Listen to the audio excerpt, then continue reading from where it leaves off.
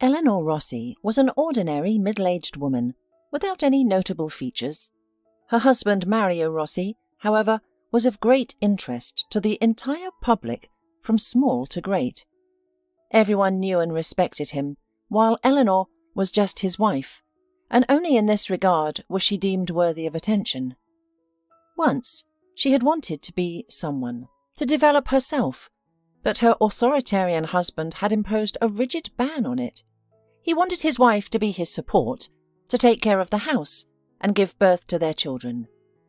The only trouble was that, at first, Eleanor struggled to have children. This caused great pain to the unfortunate woman, who desperately dreamed of a baby. She had to endure many trials, including difficult medical treatments abroad, before the couple finally had a son. The husband was overjoyed. Finally, a son, an heir. With his arrival, Eleanor transformed even further into a melancholic housewife. Once, Eleanor had wanted to become a doctor. She even completed 2 years of medical school. But then she met her future husband and they married. All her premarital dreams were crossed out by his will. Mario Rossi, even at the beginning of their relationship, had considerable capital, which he didn't spare for his wife. To his credit, it should be noted.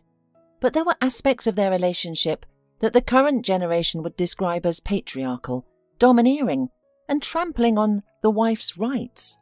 Mario expected to see his wife when he came home, wanted her to prepare his meals and serve food at the table. She was to run the household and not shift it entirely onto the shoulders of assistants, though he didn't object to them in general. For Eleanor, there was nothing terrible or suppressing about this arrangement. She had been brought up this way by her parents. The husband was the provider, while the wife played the role of homekeeper. Her parents were no longer alive, but the pattern remained. To say that she felt unhappy would be unfair to those women who truly have serious problems in marriage. Eleanor believed that she had known all the conditions and her husband's expectations from the beginning, had agreed to them, and now to complain or hope for a better lot would be unacceptable. There was a son, a husband, a huge house, and money. What was there to grieve about? Many women were far less fortunate. Eleanor and Mario's marriage had reached its 15th anniversary. Their son Ryan had already turned 5 years old, and Eleanor didn't think her fate could take a sharp turn to change something dramatically in her calm and measured life. And as always, everything began with coincidences, which, as we know, are not random at all. That day, one of her neighbours invited her to go shopping, to walk around the mall and buy something new. Although shopping wasn't Eleanor's passion, but it was a way to interact with other people, to talk, so she agreed. To her shame, Eleanor hadn't made any close friends. Therefore, she needed to get out occasionally, to talk to someone other than her family. Thus, they found themselves in the city's most expensive department store. Naturally, her neighbour didn't want to choose anything simpler. "Why limit ourselves when we deserve the best?" she said. Eleanor nodded obediently. She didn't really care. She disliked stores, regardless of their price point. They bored and exhausted her. Toward evening, the tired women wandered into the local restaurant within the shopping centre. They were terribly fatigued, the friend from her irrepressible and desperate shopping, and Eleanor from waiting at fitting rooms and carrying bags of her friend's purchases. When dinner was over and their planned goals accomplished, the women, in good spirits, headed for the exit to the parking lot. Suddenly, a gypsy woman blocked Eleanor's way, rushing to her side and separating her from her friend. "Gild my hand, my dear," she began at once, getting straight to the point. Eleanor instinctively handed her a few bills from her pocket, intended for parking. She simply didn't want to risk being cursed by that strange woman. Of course, she didn't believe in mysticism, fortune-telling, or curses, but it was still unpleasant. It was easier to give a trifling sum and receive thanks from such a person. "Here you are," Eleanor said, handing the gypsy a folded bill. Taking the money and immediately hiding it into her immense skirt, the gypsy didn't retreat. She clearly intended to say something in gratitude. "Give me your palm. I'll see, my dear. I'll tell you the whole truth. I'll reveal what was and what will be." "Thank you, but there's no need. I'm in a hurry," Eleanor interrupted, wanting to rid herself of the intrusive fortune-teller as quickly as possible. "Oh, my dear, indeed, you must hurry. See your husband, if you don't want to lose something precious. The young beautiful blonde has had her eye on him for a long time, and her tail is wagging. She'll take him, you'll see. She'll take him." Eleanor didn't want to listen to this idle nonsense any longer. She nearly ran from the gypsy, who kept shouting after her, "Take my advice, go to him." Eleanor was close to panic, while her friend, on the other hand, stood frozen like a pillar, mouth agape, listening to the gypsy's speeches and predictions. Eleanor grabbed her arm and dragged her to the car, hoping the gypsy wouldn't follow. "Did you believe her?" the friend asked as they pulled out of the parking lot. "Come on, who would believe that?" Eleanor grinned back with a hint of bravado, but even as she spoke, Eleanor realized she was one of those who did believe. The gypsy's words had planted seeds of doubt, and Eleanor knew these seeds would germinate and grow like a cancer, poisoning everything inside her. It happened exactly as she had predicted to herself. No matter how hard she tried to chase the thoughts away, it didn't work. Eleanor constantly dwelled on what the gypsy had told her. It was impossible to forget those casually thrown words. Anxiety tormented Eleanor, giving her no rest. In truth, Eleanor had never suspected her husband of cheating. She herself was not jealous and was restrained in her emotions. Mario had never given her reason to doubt him. Of course, there were situations that might alert a jealous woman: absences, business trips, working late nights. Yet all this happened. But he truly worked hard and long. After all, he had more than one business on his shoulders, and he personally supervised everything, not delegating decision-making to managers. A man with such a workload and level of involvement simply couldn't work from 9 to 6. It was nonsense to expect him to fit into a standard workday. As a reasonable woman, Eleanor understood this perfectly well. It never occurred to her to make a scene, interrogate him about their relationship, or, God forbid, check his phone. To stoop to such vulgar behaviour would be beneath her dignity. It would humiliate her first and foremost. Hypothetically, somewhere deep in her soul, she sometimes allowed the thought that her husband might not be entirely physically faithful. Perhaps he had occasional flings for fun and distraction, but her spouse was smart enough to hide well, and she was smart enough not to dig. But the gypsy was talking about something else. A one-time physical infidelity is one thing, and it's quite another to know for certain that your spouse has a permanent mistress he might leave you for.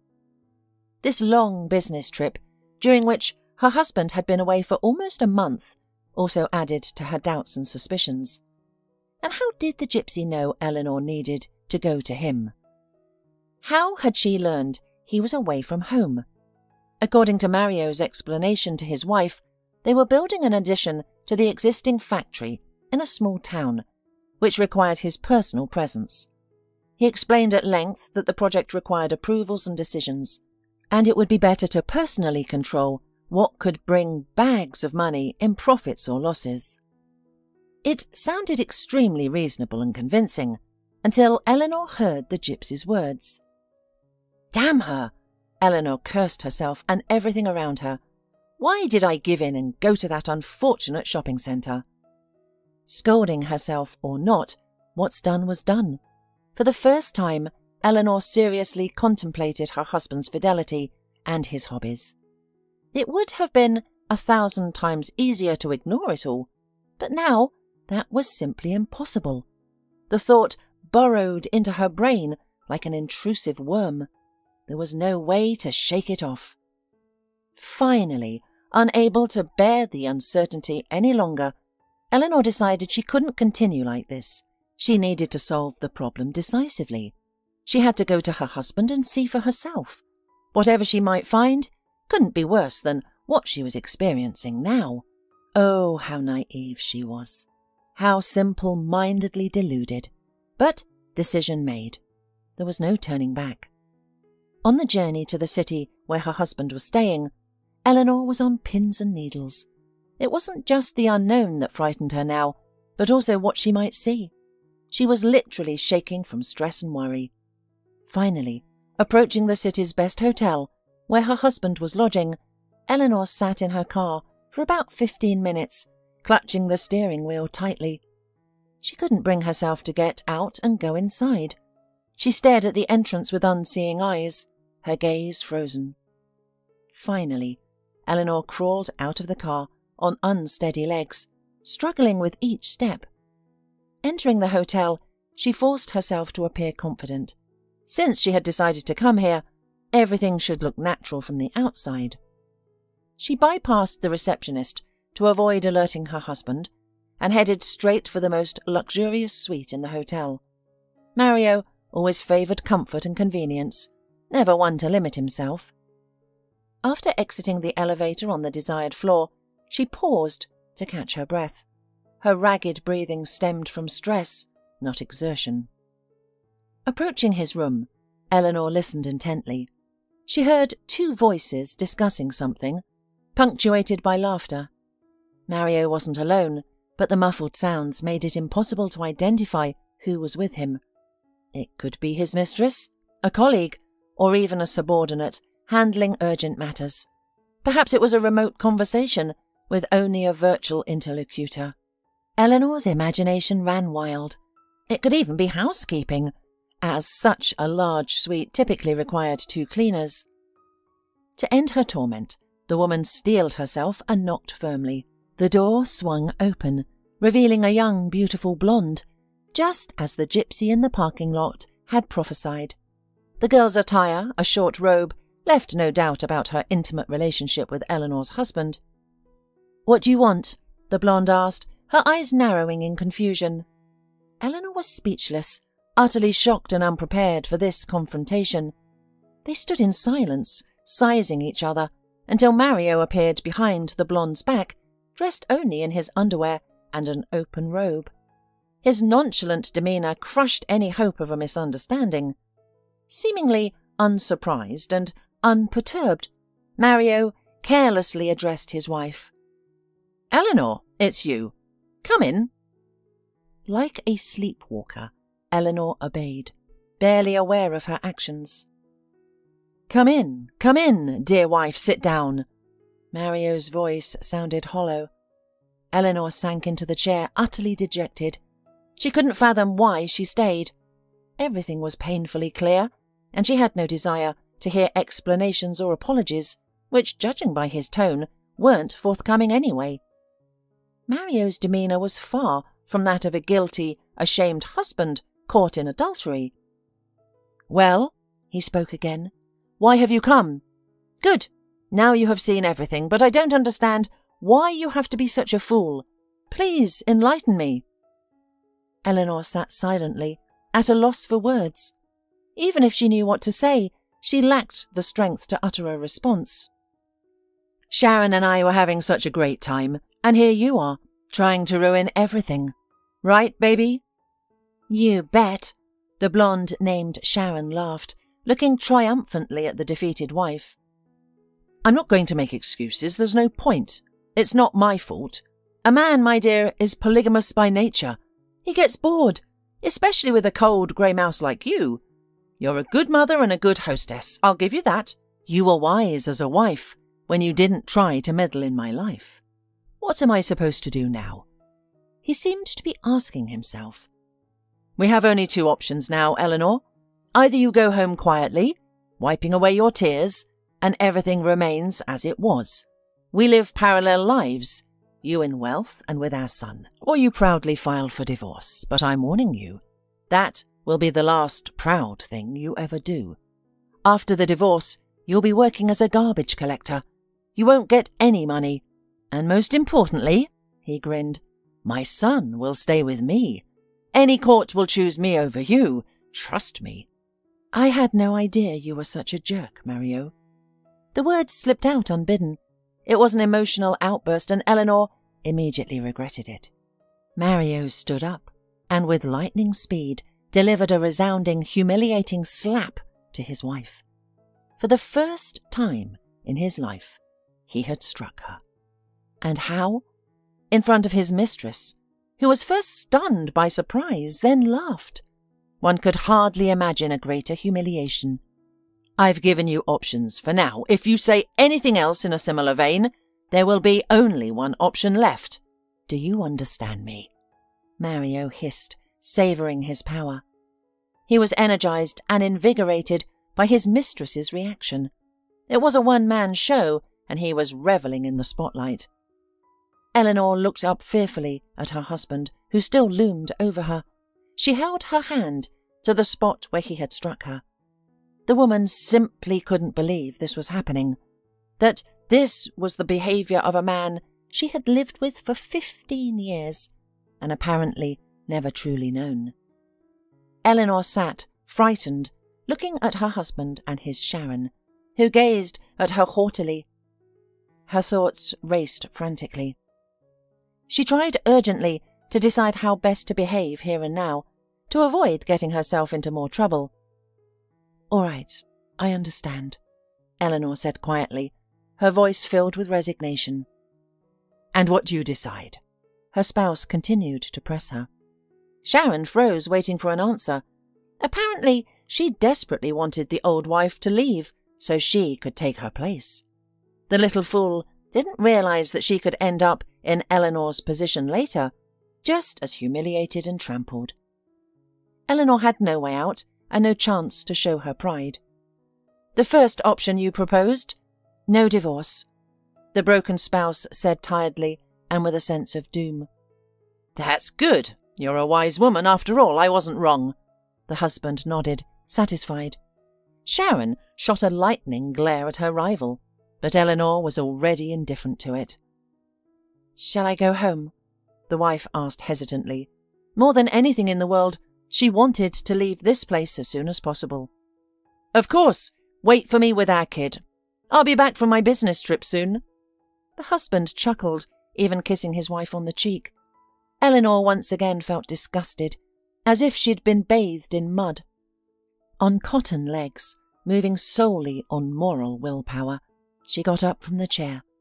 The way to the car seemed like a walk of shame. It felt as if everyone she passed mocked her, almost pointing fingers. When she reached the car and got in, she burst into tears from the powerlessness and humiliation felt by every cell of her body. The woman was in total despair. There were no thoughts in her head, only horror and panic, which overshadowed all other feelings and emotions. She couldn't stop crying for half an hour, couldn't bring herself to calm down. All her feelings blended into a tangled mess she was unable to unravel. There was no strength for anything. They had lived so many years in marriage, been through so much together. A few hours ago, Eleanor couldn't have imagined such behaviour from Mario, even in her worst nightmares. She didn't know this man at all. Infidelity, even long-term with a permanent mistress, was certainly vile, horrible, and humiliating in itself, but compared to the rest, it was just the tip of the iceberg. The slap, the sneers, the endless humiliation in front of a juvenile little brat who was allowed to laugh at his wife. And then there were the threats. It was absolutely destroying her. Mario had offered her a choice without a choice. For all the previous 15 years of marriage, Eleanor simply hadn't known him, and now that she did, she didn't want to be his wife for another day. But this threat to take away her son, money, and lack of work be damned. But her son, there was no way she could abandon him. Judging by his tone and the demonstrative slap, Mario was dead serious. Eleanor had agreed to his terms just to buy time. She didn't know what to do, but she had to think of something for the sake of her child. Leaving him with Mario meant not only a painful separation for Eleanor and Ryan, but also that her husband would mould the boy in his own image. Having gotten to know her husband better, she was not at all ready for her son to become like such a father. she would do everything in her power to prevent that from happening. The decision seemed obvious. Given Mario's money and connections, there was nothing else to do but run away. Run away without looking back, taking her son with her immediately. There was simply no chance of winning against her spouse in a custody battle. Eleanor understood this clearly. The advantage in influence and opportunities was obscenely colossal. Even if she believed in the most humane and incorruptible court in the world, guided only by the boy's interests, it wouldn't stop Mario from constantly communicating with and influencing the child. After today's scene, it was clear that such communication would be harmful to Ryan. When Eleanor processed all these thoughts and realized that making any other decision simply wouldn't work, it became somewhat easier to come to terms with it. Now, it was just a matter of creating a detailed escape plan. In words alone, it's easy to decide to run away, but when you start to reason, you realize that there are a huge number of pressing problems, and without solving them, running is simply pointless. She had to solve the money problems. Withdrawing funds from a card linked to her husband's account was foolish. Moreover, which was much more difficult, she would need to obtain new documents. She couldn't leave with her old passport. Her husband's men were coming for her in an hour, and they'd be able to make her regret not only what she did, but that she was ever born. There was no doubt about it. For her son's sake, Eleanor was willing to take the risk. There was no other choice. She needed to find someone who could make new documents for both her and Ryan. During her marriage, Eleanor had lost touch with almost all her childhood and youth acquaintances and friends, so she couldn't think of anyone to ask for help in this risky endeavour. Suddenly she remembered a classmate's words about her old school friend. Meg now lives with some kind of criminal. Maybe try going to them. While there are no other options, there's no choice. Eleanor didn't even notice when she reached the suburban village where she lived. She drove on autopilot, her thoughts far away. Passing through the internal security post, she was jolted back to reality when she saw a familiar face. It was Peter, a guy from her childhood neighbourhood. He now worked as a shift supervisor in the settlement's security, having previously been a police officer. Maybe I should approach him first, Eleanor thought. That's a better option than an unknown criminal. Anyone could betray me and inform my husband. Her illusions were gone. She no longer wore rose-coloured glasses. Deciding to take the chance, Eleanor stopped her car just past the checkpoint, parked and walked back. She peeked into the security room, where two unfamiliar men sat staring at monitors, watching surveillance cameras. At a table behind them she spotted Peter. "Good evening, Peter. May I speak with you for a few minutes, please?" "Hello?" Everyone present looked up from their work, surprised to see Eleanor at their workplace.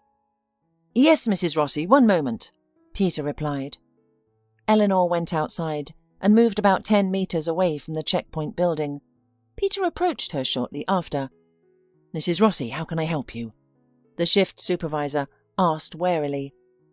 "Peter, please drop the formalities."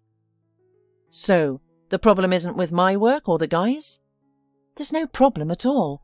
Eleanor smiled faintly. "I'm making a personal request." "I'll help you in any way I can." "Well, it's quite complicated." Eleanor nervously rubbed her ringed hand. Only now was she realizing the gravity of her situation. If something went wrong, her will remain between us. This is a matter of life and death for me and my child. I'm not exaggerating. "You remember I'm not one to talk?" The man nodded, but seeing Eleanor's expectant pause, he added, "All right, you have my word." Eleanor exhaled. Her spouse had presented her. "You must understand. It's impossible," Eleanor complained. "I suppose, but what can I do?" Peter was puzzled by the sudden appearance of a childhood acquaintance and her frank disclosure of personal matters. "I've decided to run away with my son. But you know, Mario, I need new documents, or he'll find me within a day." "Are you kidding me?" Peter recoiled in shock. "I know it's illegal." "It's a crime, Eleanor." "That's why I said I have no right to ask you. But I have no one else to turn to. I'm afraid I don't have much time. Soon my husband will take my son away from me. I lied about accepting his terms, but he's not a fool. He's known me for so many years. He realizes I can't forgive and forget, and his girlfriend is eager to take my place. Time's running out. I don't know what to do."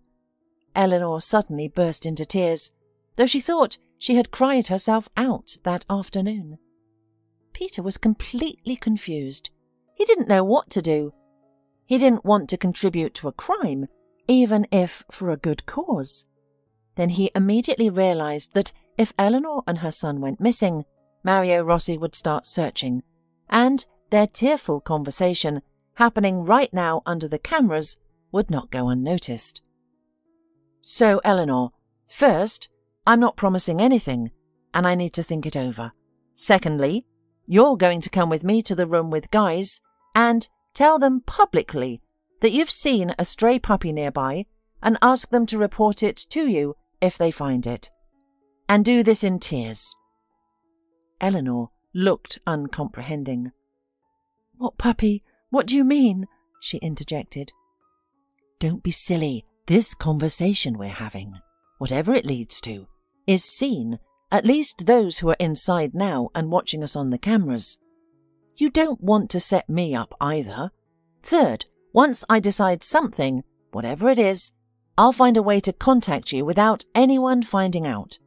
Do we have a deal?" "I'll try not to take too long," he replied to the mute question in his interlocutor's eyes. "Okay, I'll be very grateful to you. Thank you so much, Peter. Even if you won't help, thank you for listening and for not telling anyone. I believe you." Then everything went on as Peter had asked. Eleanor entered the room and addressed the Guys, telling them about the sad story of a certain grey puppy, hungry and sick, who needed help. She promised to thank whoever saw him and reported it to her. "That's it for today," Eleanor decided once she was in her room. She was exhausted, both physically and mentally. She just wanted to wash off the whole disgusting day and go to sleep. Moreover, she was now bound until Peter appeared with his decision. She prayed that he would agree to help her, that Peter wouldn't say no. She realized that turning to a criminal, a boyfriend of a school friend, was a completely desperate option that could end in disaster. Of course, if there was no other choice. Okay, for now, we have to hope for the best outcome. All the time, Eleanor was like on pins and needles, but she tried not to show it to others, even the servants in the house. Now she suspected everyone, fearing they might report to their master. There was no way she could give herself away ahead of time. Mario was cunning as a fox, with excellent instincts. So it was very desirable that he delay his arrival as long as possible, enjoying the company of his beautiful young Sharon. It would only be to his wife's advantage. Almost 3 days passed, and Eleanor slowly began to despair. Everything she had planned began to seem unfulfilled and unrealistic. Depression and apathy began to set in. Peter pulled her out of this state with his sudden message. From an unknown number she received a text. "In our yard at 1700. She immediately realized it was him. There was no doubt that he meant the yard where she and the man grew up and met. Without hesitation, Eleanor drove there by 5 p.m. Peter was already sitting on the bench outside her building entrance waiting. "Hello, Eleanor." The man started the conversation.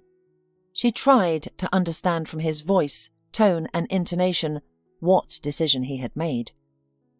"I won't hide it. I've been thinking for a very long time, and my decision has to be based on more than just your story. I hope you'll understand. I've been careful to strike up conversation with guards from other shifts about Mario and your family in general. Some are familiar with the guards at your house and his personal bodyguard, Hank. It turns out that you're not yet aware of the scale of your problems. You're seeing only the tip of the iceberg. I don't want to scare you, but I've been told that Mr. Rossi intends to marry Sharon and is working hard on the legal aspects of the divorce behind your back. How? Eleanor began. Trust me, men gossip no less than women. They know everything about everyone. Eleanor gasped as if she had been hit. She had felt it, but guessing and knowing were not of the same order. You realize now that I have no other choice, the woman said with difficulty. Probably yes, and time is short too, the man nodded. I'm going to ask you straight out, will you help me? I have to help you after everything I found out. I'd be glad to refuse, and my conscience would bite me if I did. Peter smiled. I'm ready to hug you. Please stay calm. Everything should look very neutral from the outside. I'm sitting in my yard, and we met by chance and got to talking about life. We don't know anything. You could be followed, actually. Right, sorry. Eleanor hadn't thought of that at all. So, to the point. What you asked for both you and Ryan, will cost a substantial amount of money. So, now you will carefully but quickly attend to collecting money and the rest of the essentials. I warn you that you can't take more than one bag with you. Hank let it slip that your husband has already found a private clinic for the mentally ill and fabricated a whole dossier on you by bribing the right people that you were a sick person in need of treatment. He's going to put you there to avoid sharing his fortune and custody of his son. We have a week at most. I'll try to organize everything earlier, but I'm planning for a departure 5 nights from today. I'll have the night off. It turns out to be Wednesday night through Thursday. The rest of their conversation focused on how to leave the settlement at night unnoticed with the boy, and Peter's plans for their departure and destination. I'll drop you off at the bus station, and from there you can find your own route. I advise you to change trains frequently, drive and switch again, to confuse your trail as much as possible. Just don't search for anything online from your phone or at home on your Wi-Fi. Please, be cautious and don't make any mistakes. If you get caught, I'll be totally screwed too. And think of Ryan. He's all I think about. Okay. If everything works out, I'll drive by your house next Wednesday at 11:30 sharp. It will be a conditional sign. If I don't show up, then it's postponed, and I'll provide you more information later. Got it memorized? How can I not remember when my whole life depends on it? The next few days until Wednesday, Eleanor acted with extreme caution and tried to behave as casually as possible with everyone so as not to arouse suspicion. She managed to pawn her jewellery, but was offered much less than she had hoped for. After paying for documents, there would be very little left, but she had no choice. Eleanor had been reading a book on the veranda since 11 o'clock, terribly afraid of missing Peter's appearance and his conditional signal. But he was incredibly precise and punctual, passing her house at exactly 12:30, as arranged beforehand. Suddenly, the woman was seized by complete panic. She had only taken the initial steps to escape. It hadn't seemed so serious, and the full realization hadn't hit her. In 1 second, she suddenly realized that tonight she would become a fugitive along with her son, alone, almost without money, with not her real documents. Only now did she begin to wonder if she was making a mistake, if she was doing something stupid. It appeared to her that she was saving Ryan. But what if it was the opposite? What if she was taking him away from opportunities and money to a miserable unknown? A moment of self-doubt was interrupted by the memory of the slap, and in general of her last meeting with her husband and his terrible plan. Events had spun so quickly after that Eleanor had somewhat dulled those feelings and emotions. When they came again, there was no doubt. She didn't want her son to be raised by a monster. Yes, and taking into account Peter's story and information, her husband was even worse than she had imagined. Eleanor was also very frightened by the conversation she would need to have with the boy himself. He loved his father, although he appeared in his life infrequently, and was attached to him. How could she explain such complex and dramatic life changes to a 5-year-old boy? How to explain that they had to run away, that they would now have different lives, that their living conditions would be very different? There were so many questions without answers. She also had to pick up the boy in the middle of the night and leave quietly without causing a commotion in the house. The woman came up with the idea to wake her son and offer him a game, to become treasure hunters and go explore the forest at night. He should like it, especially since they had recently finished the book Treasure Island, which he really enjoyed. Having put her son to bed, Eleanor planned to sleep at least a little to gather strength, but it was impossible. Headache, high blood pressure, nausea, stress and panic came in waves, incapacitating her body. After lying in bed for a few hours, she silently dressed in a sports suit she had prepared in advance and brought a sports bag from the dressing room. She had hidden a minimal set of things for herself and Ryan, as well as some essential items. Sighing and praying, she quietly left the bedroom, heading to the children's room. Her son was sleeping peacefully and sweetly. It was a shame to wake him, but there was no choice. "Ryan," his mother called to him in a gentle and calm voice, pulling herself together so as not to show alarm. "Ryan," she repeated. But the boy did not wake up. He was too deeply immersed in the realm of Morpheus. She had to nudge him a little. "Yes?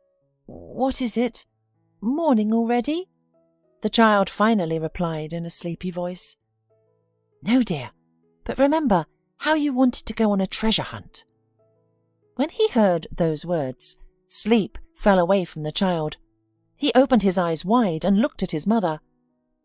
"I thought we could go exploring at night. What do you think?" Seeing that the boy was ready to scream with joy, Eleanor instantly put her finger to her mouth, making a silence sign. "Kid, we have to act quietly. No one must know about our secret plan." "Yes," the son replied in a whisper. "Then get dressed and let's go quickly. Just remember, we have to be like mice, keeping quiet while talking and moving around. Deal?" The boy was so taken with the idea that he decided to only nod in response, so as not to make any unnecessary noise. At last they left his room. Eleanor held the boy's hand tightly and led the way stealthily. She knew how to leave the house without waking the staff, and most importantly the guards. By the fence there was a blind spot the owners knew about and kept meaning to fix with new cameras, but never got around to. Luckily, the fence's grating allowed both mother and son to climb over easily without special tools. "Where are we going?" Ryan whispered as they approached the forest beyond the settlement's protected boundaries. To his credit, he hadn't uttered a sound until now, silently following his mother's command for adventure. "To meet adventure, sonny," Eleanor answered cryptically, which satisfied her son completely. He happily walked on without further questions or seeking details. After climbing through the gap in the fence, they had about 10 more minutes to go. Eleanor decided to explain at least something to her son while they were alone. "Kid, we need to talk to you like an adult. You're a big boy now, aren't you?" "Of course," Ryan replied, unsuspecting. "Look, you must understand that in life, events don't always unfold as we want them to.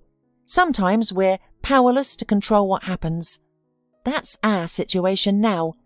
We need to go far away, but the good news is we're going to be real spies, just like in the movies.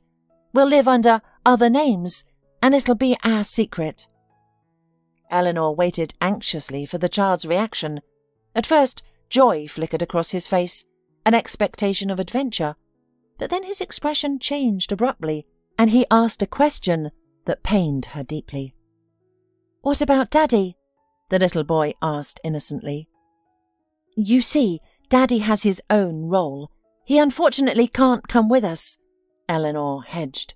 But he'll come back? He'll try. He'll try very hard. Eleanor didn't lie. But isn't it exciting that you and I will be like real spies, hiding and changing our names? She asked hopefully. Yes, it's great. The boy was clearly glad, but his father's absence, already a sore point, now seemed even more unsettling with the prospect of no contact. Eleanor tried to change the subject. Kitten, we're about to meet our friend, who'll give us our new papers. We'll learn our new names and use them, even in private, so we don't blow our secret mission. Can you do that? But I'll still be able to call you Mum, won't I? The boy asked anxiously. Of course, son. And I'll call you Son. Kitten, just like before. But sometimes, especially in public, or when someone might overhear us, we'll use our new names. Can you remember that? Being entrusted with such responsibility thrilled the boy, and he rejoiced. Eleanor felt it even distracted him a bit from his sad thoughts about his father. Yes! Hooray! Well done. Good for you. Finally they reached the clearing, where Peter waited, not in his car. Eleanor again marvelled at her luck that he had agreed to help. He knew how the search would proceed and had prepared extensively, even with the new documents. As planned, Peter took mother and son to the bus station. Now, her knew enough. I have enough to cover a room in essentials for the first time. I'll look for work once I've enrolled my son in kindergarten. All right, don't forget the names. Ryan, you have a very secret mission. Mum explained it, right? It's crucial. You've been chosen from many people, and you can't let us down. Understand? Yes, of course. I'm Tom. My mum is Kelly. Our family name is Hanson, and my birthday is now November the 25th. I'm 3 years younger. I remember everything, the boy recited confidently. Well done, boy, Peter encouraged. After a touching farewell, mother and son boarded their bus. Mum, who was that? The boy asked. That's our supervisor, but shh. The child quickly embraced his role and didn't ask many questions, even when they changed buses 4 times. Still at home, Eleanor had chosen a suitable city, looked at the real estate market there and looked at a few tiny apartments, arranging a viewing for Friday. They only needed to reach their destination. Her son's behaviour was surprising. He wasn't capricious or with criminals, haunted the unhappy woman relentlessly. Arriving at the station in the city Eleanor had chosen for their new life, she felt slightly relieved. The main challenges of their escape were behind them. They decided to stay in the first place they saw. It was clean with 1 bedroom, and the neighbours seemed decent and friendly. The little boy was initially surprised that their living space had shrunk tenfold, but upon seeing a child his age among the neighbours, he quickly adjusted.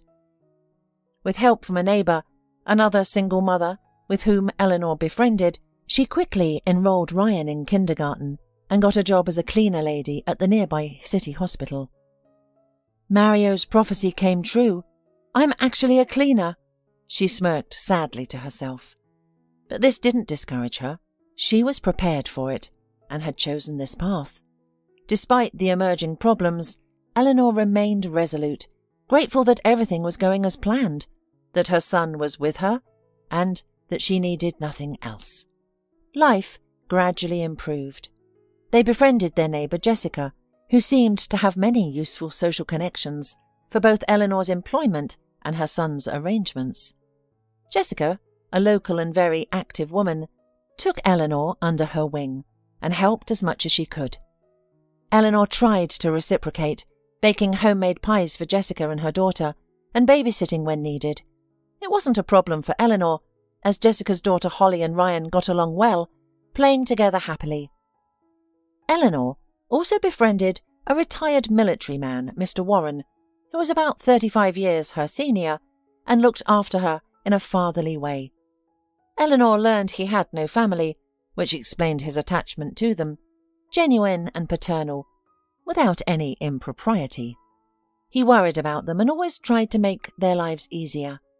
Though Eleanor hadn't told him anything directly, Mr. Warren, with his wisdom and experience, seemed to have guessed much of their situation. After all, no one suddenly flees to another town with just a child, one bag, without reason. However, the locals had enough tact and respect for Eleanor not to ask unnecessary questions or pry into her past. Overall, life began to improve. Though adjusting to more modest financial circumstances was challenging, Eleanor had consciously chosen this path and wasn't afraid of hard physical labour. It was difficult, but the hospital staff and patients were mostly friendly, and she found satisfaction in making their lives easier, a feeling often missing from her previous life. Ryan, given his age, adapted well to their new circumstances. However, he had never before experienced apartments in old buildings or such modest living conditions. From birth, he had been accustomed to nannies, cleaners and cooks. Even though Eleanor had tried not to spoil him, the drop in their standard of living was dramatic and noticeable. He remained silent and bore the hardships courageously, but his mother noticed his unspoken reactions, which pained her.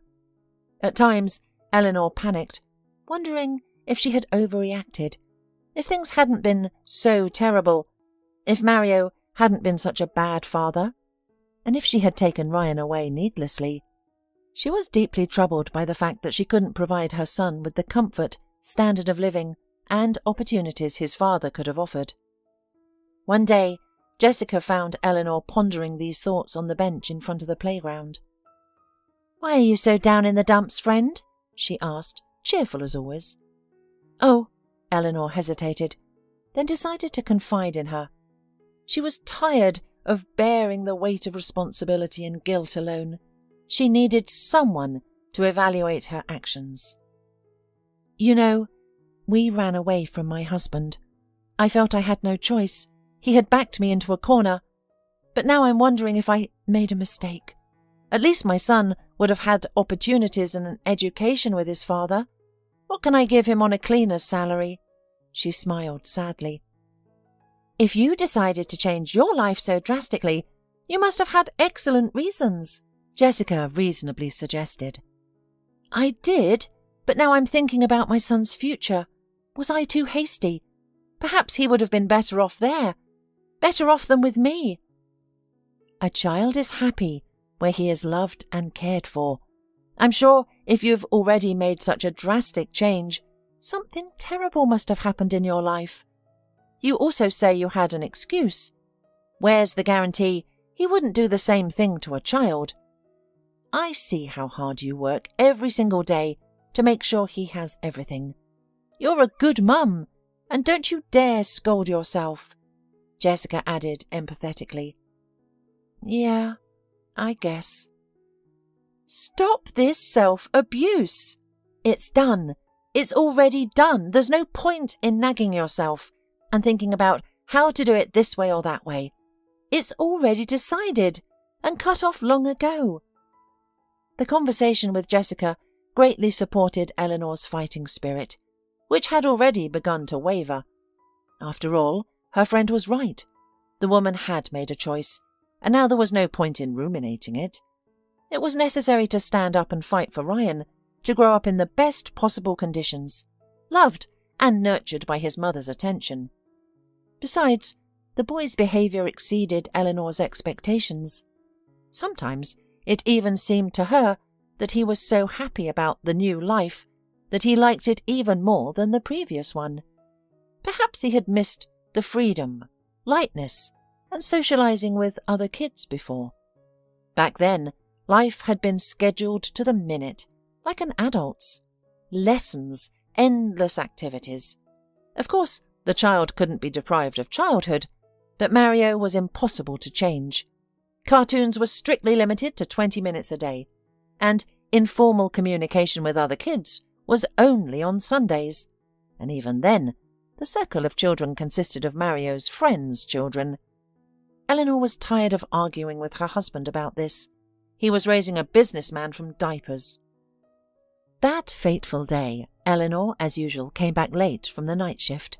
On days like this, When she couldn't pick up Ryan from his lessons, Jessica helped her out.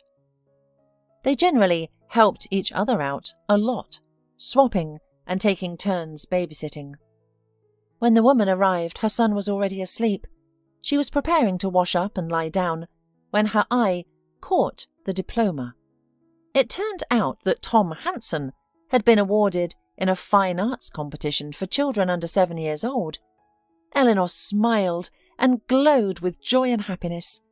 She decided that in the morning she should certainly praise the boy and ask him what he wanted as a present. In the morning, as usual, they gathered at the table. Not only Eleanor and her son, but also Jessica and Holly.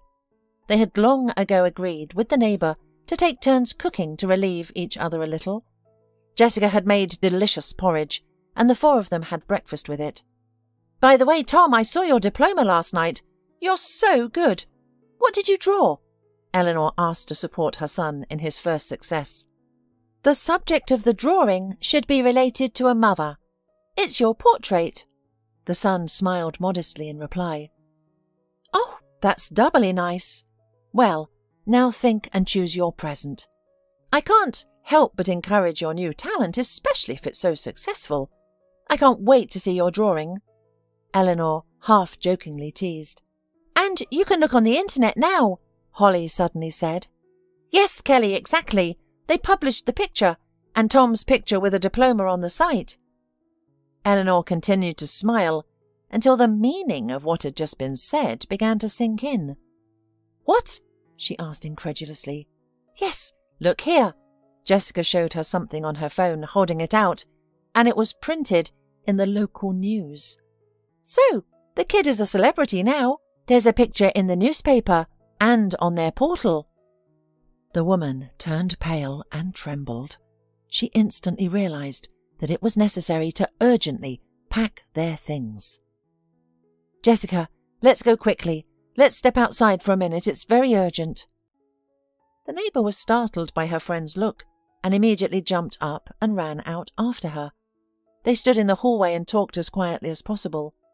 "You don't know everything. We're wanted by my husband. I had to get new documents. My husband is Mario Rossi. You must have heard of him. My name is really Eleanor. My son's name is Ryan. I'm sure people are tracking information about us day and night in case we suddenly appear." Jessica stood and stared at her neighbour with her mouth open in amazement. She couldn't even imagine such a thing. "We must leave urgently.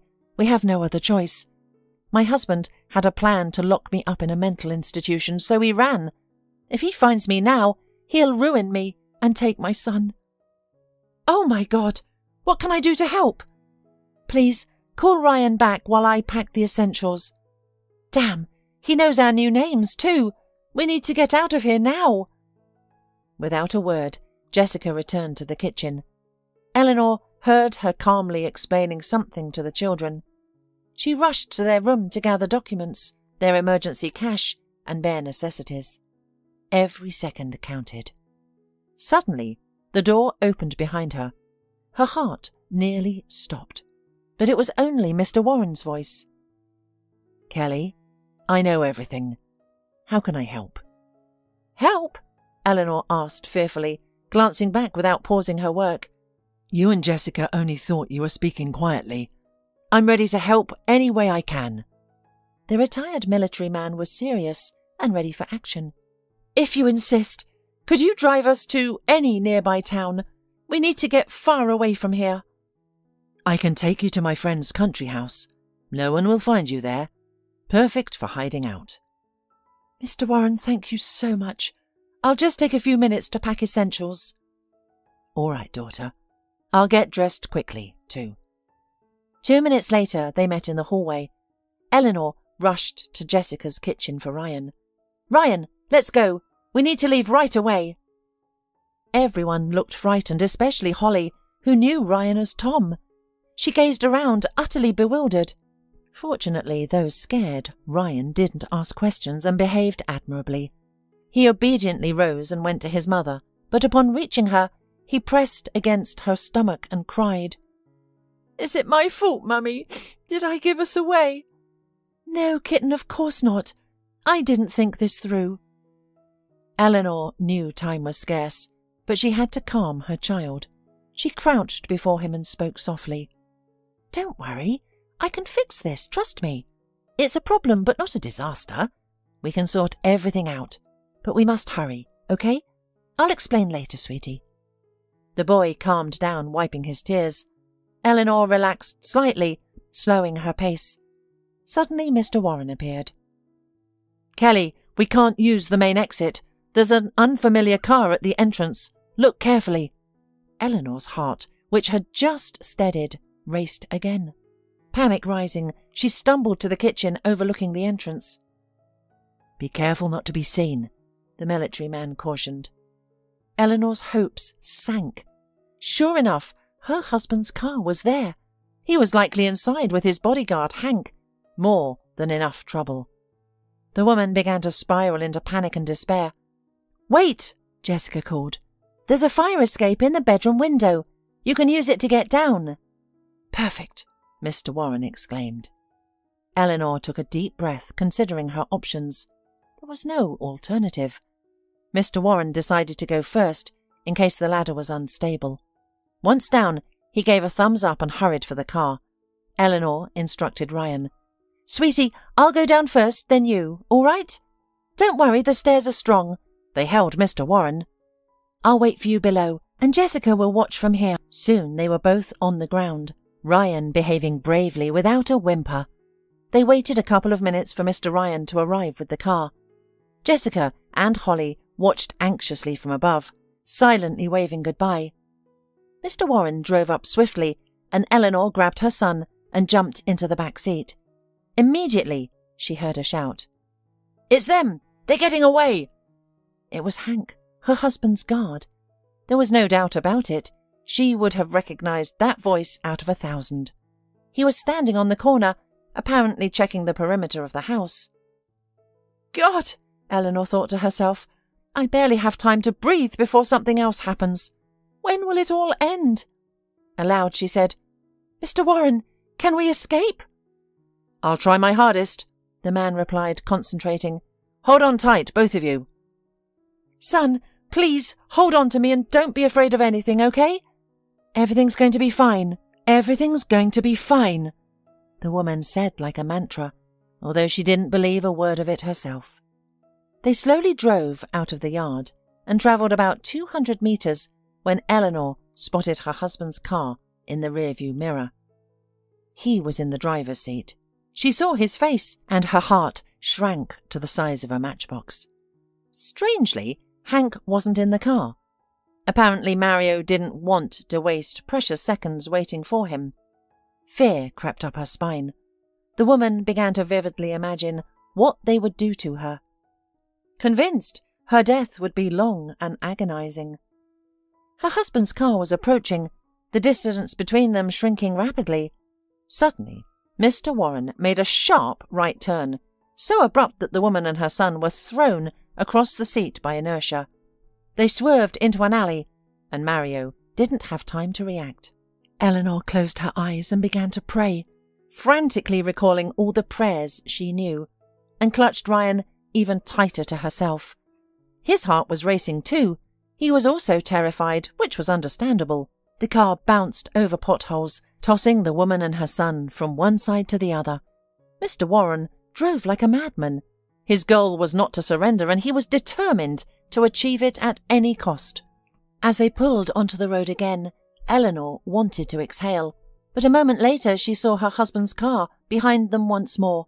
He had fallen behind slightly, but hadn't lost sight of them. Damn, he's persistent, Mr. Warren cursed loudly. It was clear he would have used stronger language to describe Mario, but he spared the child's innocent ears.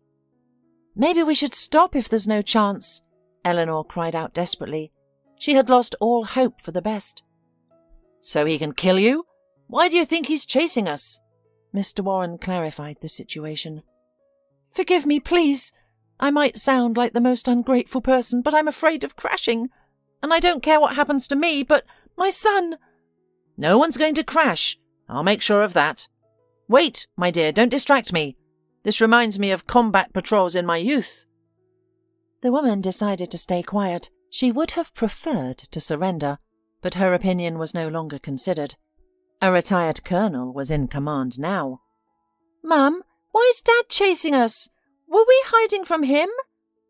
"I'm sure this is the worst time and place for an explanation, but this might be my last chance to tell you my side of the story. You see, Ryan, your father hurt me emotionally. That is, he hurt me inside, in my soul, and physically. He hit me. Of course, there's no reason to run away. I just wanted a divorce and to live separately. He wasn't a bad dad, and I didn't intend to keep him from you. But Dad said I either had to keep smiling or he'd take you away from me forever. He said I'd never see you again. I agreed to stay with him for your sake, just to be with you. I can't deny that I started looking for a way out. Then I found out that he wanted to put me in a special hospital where I could never get out and never see you again. I met a kind man who helped us escape. Ryan, I beg you, if something happens to me and Dad asks about him, don't say anything about that uncle in the woods that took us to the bus station. Don't tell him, I implore you. It would bring trouble to that man. Your father would seek revenge." Eleanor struggled to explain in a way a little boy could understand. "That's why I decided to run away with you. I didn't want to, but I couldn't bear to leave you. Son, please forgive me. I love you so much." Eleanor choked on her tears, unable to hold them back any longer. The boy was crying too, clinging to his mother even more tightly.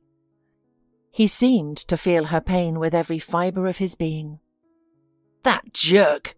Mr. Warren, who had been listening intently to Eleanor's confession, muttered under his breath.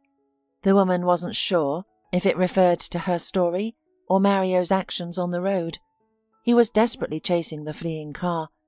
Mr. Warren made a sharp turn and accelerated even more. Suddenly, Eleanor heard a loud, horrifying sound of shattering glass and metal scraped. She closed her eyes in terror, thinking they had crashed into something, that the poor old car couldn't withstand such a hellish chase. But no, their vehicle slowed down smoothly. "Stay here," Mr. Warren commanded, and got out of the car. Eleanor turned to the rear window and froze in horror. Her husband's car had turned into a pile of scrap metal. Out of the corner of her eye, she saw Mr. Warren stop and stand still. Suddenly, there was an explosion. Even if Mario had been alive before, it was impossible to save him now. Eleanor stared at this nightmarish scene. Despite her sense of liberation, she felt the deepest grief. She couldn't bring herself to feel joy. She still felt sorry for the man she had lived with for so long, despite the pain he had caused her. Now, more than 6 months had passed. Due to the gruesome scene of his father's death, Ryan had to see a psychologist to ensure it wouldn't leave a permanent scar on his soul. Otherwise, Eleanor and her son's lives hadn't changed much. They inherited Mario's estate, but Eleanor immediately wanted to sell the business and the rest of her spouse's ventures and the house he had been living in recently with Sharon. She wanted nothing more to do with it. Eleanor was now an extremely wealthy widow, but her and her son's daily routines remained largely unchanged. They still lived in the apartment where they had fled to. Their faithful friend Jessica, her daughter Holly, and of course Mr. Warren lived near them. Peter, who had helped Eleanor and her son so much, remained a family friend. He visited them often, and it seemed he and Jessica were developing a relationship. God grant them happiness. They had waited so long for it, and deserved it fully. Unlike her late husband, who had withered over his wealth and become morally corrupt before her eyes, Eleanor wanted to set a worthy example for her son. She returned to medical school and, despite her age, was going to become a doctor. She seemed perfectly happy now. She had her son, a career she loved, dear friends and security, everything she had dreamed of, and even things she hadn't dared to imagine.